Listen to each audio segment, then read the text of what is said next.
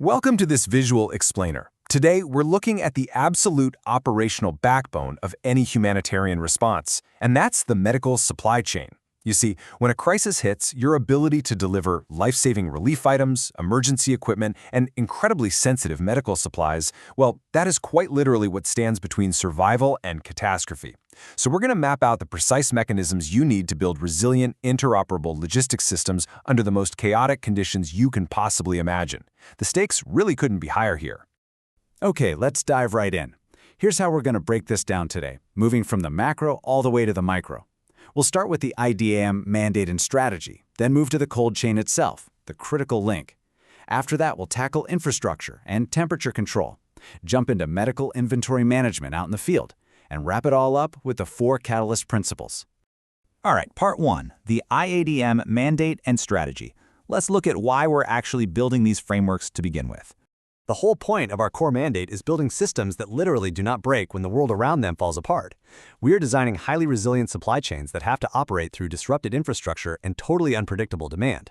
Practically, this means creating robust emergency procurement frameworks. It means using the ready chain ecosystem so we have totally transparent supplier verification and, of course, seamless cross-border coordination.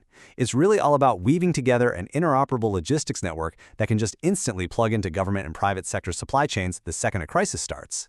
So, with that broad strategy set, we're moving on to part 2, which is the unforgiving core of this entire mission, the medical cold chain. Listen, the cold chain isn't just about moving a box from point A to point B. It is this incredibly intricate system dedicated entirely to preserving the safe, life-saving integrity of things like vaccines, blood products, insulin, and biological samples.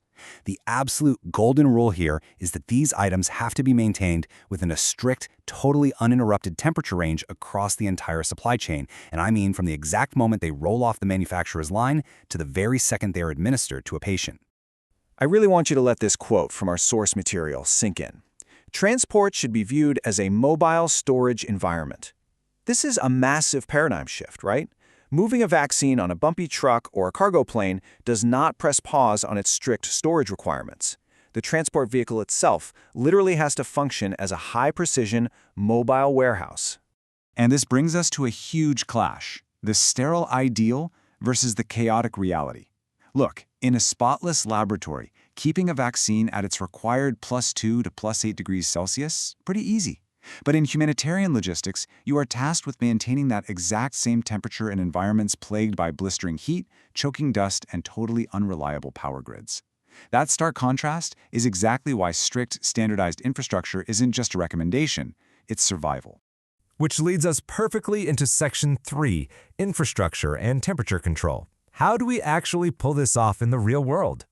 Just look at the sheer lack of margin for error here. We are dealing with wildly unforgiving temperature zones. So cool items sit between +8 and +15 degrees. Refrigerated items, which, by the way, is where most vaccines live, must stay right between +2 and +8 degrees. And frozen items need to be kept below -15 degrees. Even a brief accidental exposure to freezing temperatures can completely destroy an entire batch of sensitive vaccines. Poof, gone.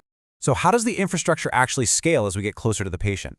Think of it in 3 steps. Step 1 is your large central warehouses. These usually rely on a pretty stable power grid.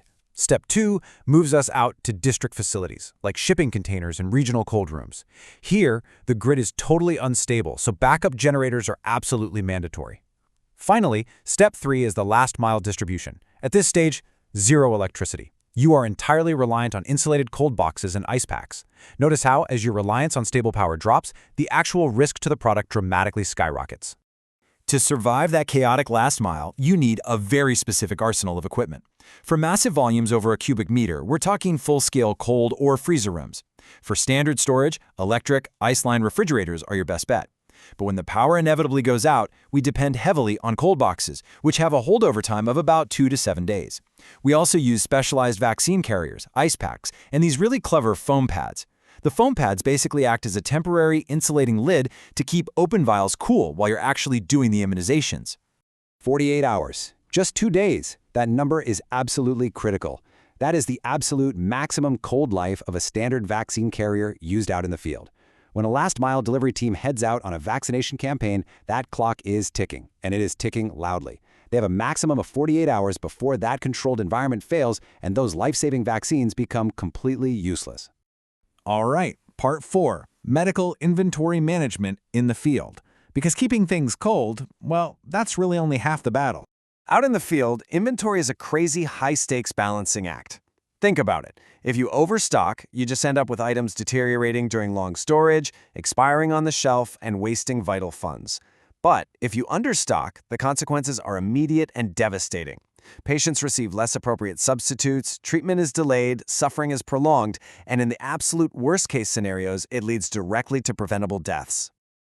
So to manage that terrifying balance, we have to use strict stock rotation.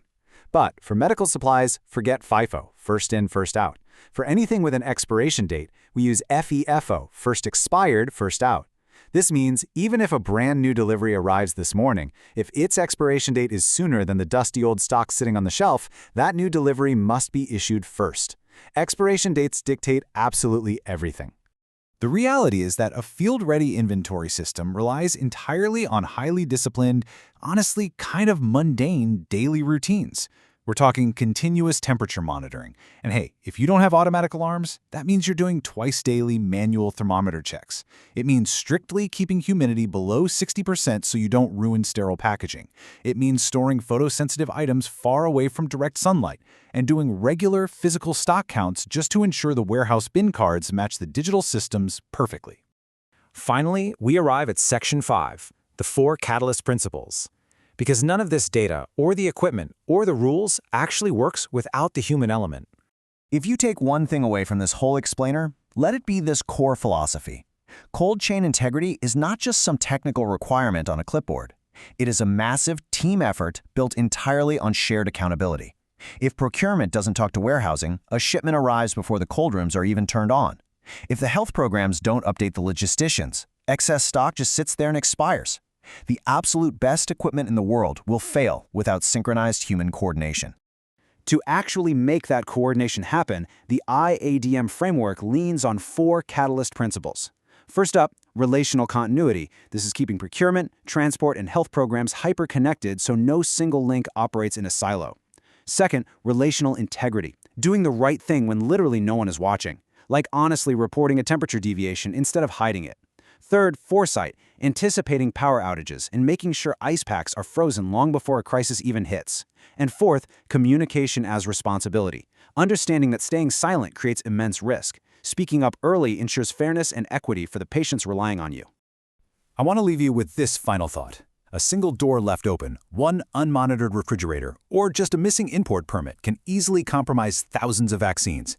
A broken cold chain isn't just a logistics failure, it directly costs lives. As part of this humanitarian task force, you are a vital piece of this incredibly complex machinery. So I have to ask you, is your link in the chain ready?